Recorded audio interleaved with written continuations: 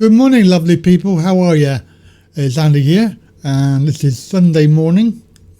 I've had this story been building since about Thursday. A lot of the social media have already reported this, but they've all said how wonderful it is. And don't worry, people, we're all safe now. He's done a U-turn, or two-tier Kia. Because that's what we'll end up with, is two-tier disability benefits. I'll explain that later, but for now, let's go back to some videos that we've had from Thursday and see what the people were saying. Right, the government has climbed down on its plans to cut personal independent payments, or PIP, i.e. disability benefits. What the government said is that anyone who's currently in receipt of PIP now will be able to keep it. There will be no change to what you are receiving. That is a pretty big change for current PIP claimants because they were set to potentially lose thousands of pounds. The people it will affect, though, are new claimants coming into the system in November 2026. They will receive less than current claimants. Critics are already pointing out that that means you could have two people with exactly the same disability, the same needs. One will get PIP and one won't. The reason the government are reforming the welfare system and the disability benefits bill is because they say in the space of 10 years, the welfare bill for working age health-related benefits is expected to go from £36 billion to £66 billion in 2029, and they say that's unsustainable. So we have GB News as well, reporting this story on Thursday. The fact is that they are going to U-turn. Good evening to you. The top story tonight, well, it is breaking news that the government is expected to dramatic U-turn on its planned benefits overhaul to avoid a major Commons rebellion. Sources are saying tonight existing claimants of personal independence payment and the health element of universal credit will keep their current support. Plans to boost employment help will also be fast-tracked. More than 100 backbenchers had threatened to rebel, leaving ministers facing near certain defeat. As Patrick said at the top of the hour, we are expecting an announcement to confirm that climb down within just minutes. And we will, of course, bring you the very latest right here on GB News. We have MPs. Dawn Butler is very well known for supporting things like disability rights and other women's rights. But she obviously is saying what people are saying all along, which is that there's been no proper consultations. It's been rushed through. We have to look at why it's being rushed through. Why is there an urgent need to rush all this through? Because we know why. They want to basically carry on with their persecution of disabled people. They do have the other bills going through, which are assisted dying. So if you have no benefits, then why not duck yourself? This is the idea that they've got. I'm sure there are a lot of people that will be very worried about that because of the fact that they have removed a lot of the safeguards, which is being voted on and passed through the laws. But this story's been going on for a little while. Let's see what Dawn's got to say. Universal credit and PIP bill. I'm going to vote against it as it stands. It starts from the wrong place. It doesn't start from a Labour place. I believe that the system needs reform. I worked in the employment service. I know it needs reform, but not like this. At the end of the day, we need to look at the impact assessments. When I was in government under Gordon Brown, we lifted 400,000 children out of poverty. That is a record that I am extremely proud of, and I want to be proud of this Labour government's record. I don't feel this is the vehicle to get us there. So I am calling on the government to just pause, let us review it, let us take into consideration the disability organisations, let us do an assessment on people on PIP in London and in cities where the cost of living is high, because it will have a detrimental effect on them. So let's just take our time and do this right. There are some good things about trying work, so people go and try work and not losing their benefit. I think that is a really positive step forward. So I'm calling on the government just to take a pause. Let's go through this together as a Labour government with Labour values at our core. Now, surprisingly, I was actually quite shocked to hear Martin Lewis, who is an establishment shill anyway, but let's give him the benefit of the doubt. Currently, he is a chair of a mental health charity. He doesn't say which one, but he's on this programme interviewing a cabinet minister, John Healey. Now, I've seen John Healey before.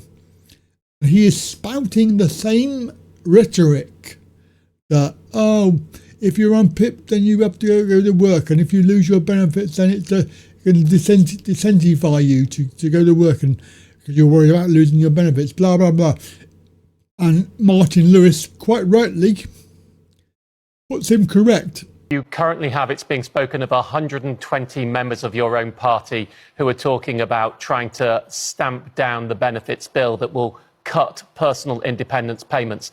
Now, I should declare an interest here. I chair a mental health charity. Our research shows these potential changes are devastating for people with mental health.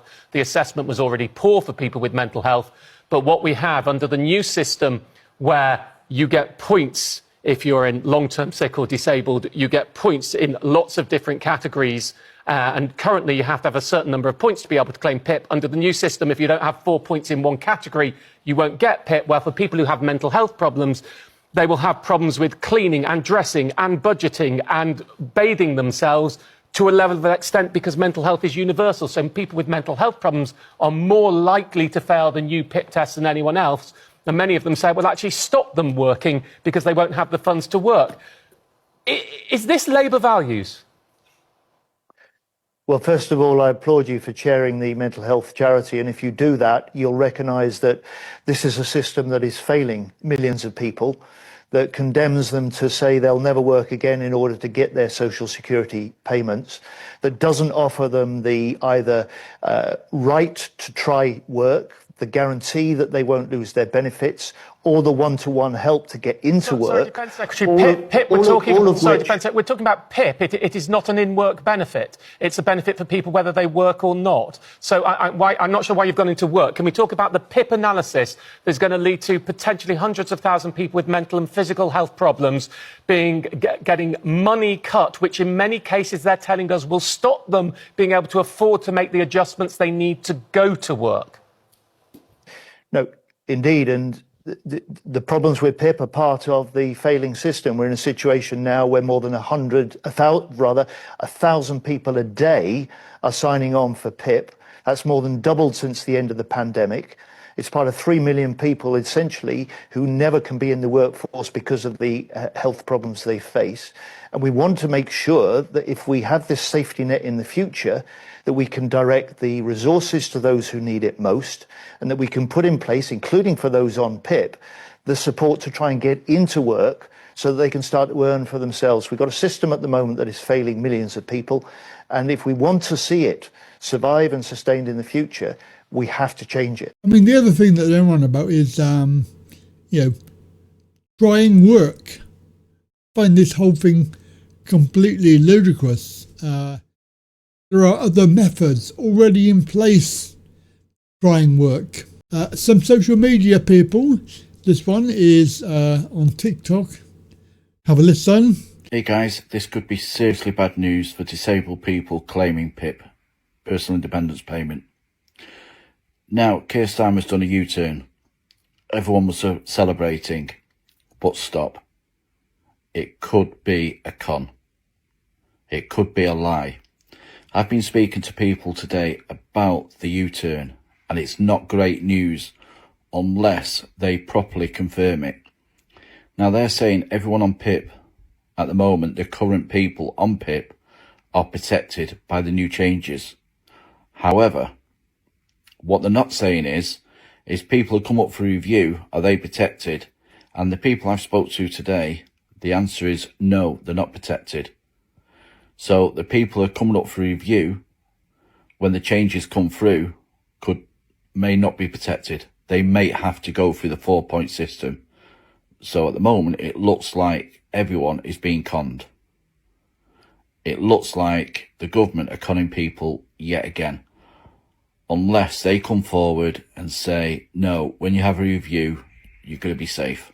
He says it's going to affect a lot of people, but it's going to be this U-turn's going to influence and protect very, very few, because there is no consultation, there is no plan, there is no written guarantee that they're going to do this. They've only said it in Parliament, and they're allegedly writing up the draft bill for voting on for Tuesday. They're going to obviously issue that Monday, and MPs are expected to be able to access it and read it and then understand it without any questioning.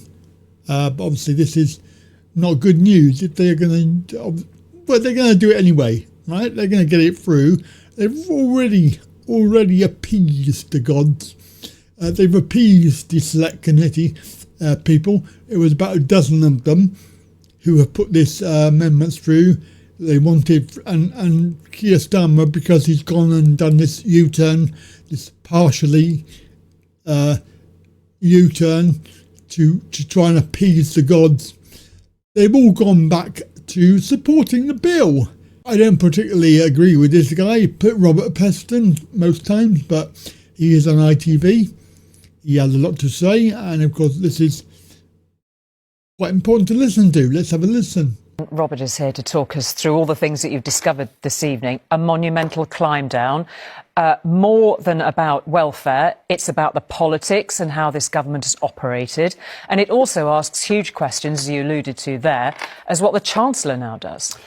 Yeah, I mean, this was, to be clear, an accident that has been maximised in terms of humiliation for the Prime Minister by the incompetence of his team. The party managers in Parliament, the whips, have been telling Downing Street for weeks that they would struggle to pass this legislation, that Labour MPs hated it, and Downing Street just ignored them. They basically instructed the whips to tell their MPs to suck it up. And then we saw the leaders, the chairs of the select committees getting together and saying is enough, tabling this amendment which would have wrecked the bill. And finally, Downing Street, Keir Starmer, has panicked. Now, he hasn't given the rebels everything that they want, but he is offering them a really significant concession, which is that anybody getting universal credit now, anybody getting the top up from anybody getting the personal independence payment now, anybody getting the top up of universal credit will be no worse off. The new rules will not apply to. It's probably going to cost them 3 billion quid, but they're trying to save 5 billion. So in actual fact, what they'll save is nothing. It will probably cost them more because of all of the people going to tribunal when they've lost their money and they've been reassessed, blah, blah, blah, because it's going to cost them to go to court. It's a deliberate act. We have to look at why they're doing it. Well, very difficult to understand that unless you've got your tinfoil hat on. I'm going to save this video till the last because this is the best video and it explains quite a lot and it says how I feel regarding this U-turn, which obviously we should ignore and carry on fighting because it's disingenuous, it's rhetoric, it's in actual fact you could even go to say that as per normal he is lying, Labour is lying, they have no intention of doing this, and the U-turn is just a little bit of a backhander to make sure that people vote, to take away that the sting of it, so they will be happy to vote for it. But Nadia Whittome, Labour MP, and let's hear what she has to say. Process points alone are reason for MPs to vote against this. All the points that were set out in the reasoned amendment that my colleagues tabled still stand. There has been no formal consultation with disabled people. There has been no government impact assessment, no OBR analysis. of likely impact of the reforms that they will have on employment. And actually, we have even less information now to vote on than we did previously, now that the government has made really fundamental changes to the bill, which will either be drafted over the weekend and presented to us on Monday with less than 24 hours before the vote, or will be expected to vote on the basis of verbal promises made by the minister at the dispatch box. That's not something we can justify. The government is saying, though, that more information will be available early next week, so there will be more detail there for people to get their heads around. Well, the vote's on Tuesday. Yeah. Early next week, the order paper comes out on Monday afternoon. That will be less than 24 hours. But and the government is rushing through this process. So Tuesday is the 1st of July. This is the expected voting day. From everything I've heard so far, including the U-turn details and all of that, I really strongly suspect that they will get it through. Will have its second reading. It's disappointing, I know. And even one of the comments I heard in one of the videos, I can't remember which one it was, but they're saying that Stephen Timms is going to actually draft the legislation in conjunction with disability organisations. Personally, I can't see that happening. I think that they're going to get presented with his ideas and they will have to agree it or not agree it. And I think that they will go ahead anyway, regardless of whether they agree or not. I think it's just a con. The whole thing is a lie. It's a sham. It is persecution, and basically we are the ones that are going to be suffering this. As I always say, don't worry, it hasn't happened yet, and it's not law, so it's not going to affect you personally, so don't worry about it. Don't expend your energy, because so far it's not come through. Leave fingers crossed it won't.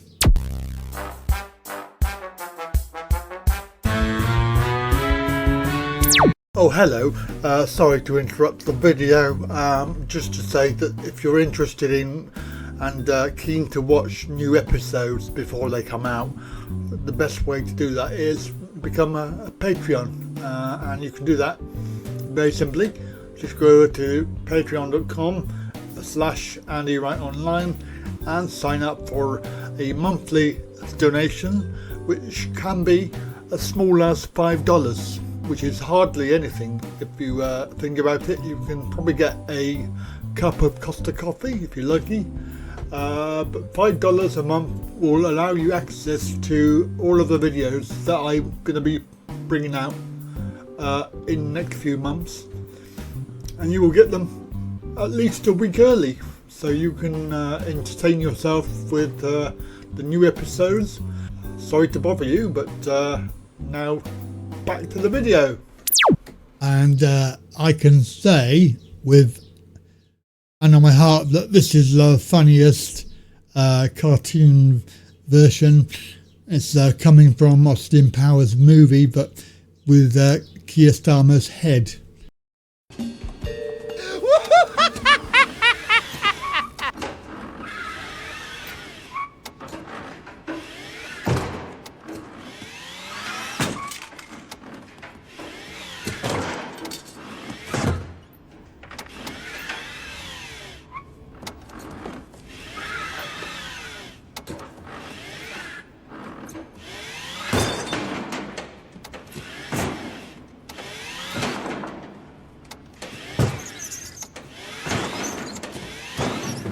That's it from me. Have a very good day. Catch you later.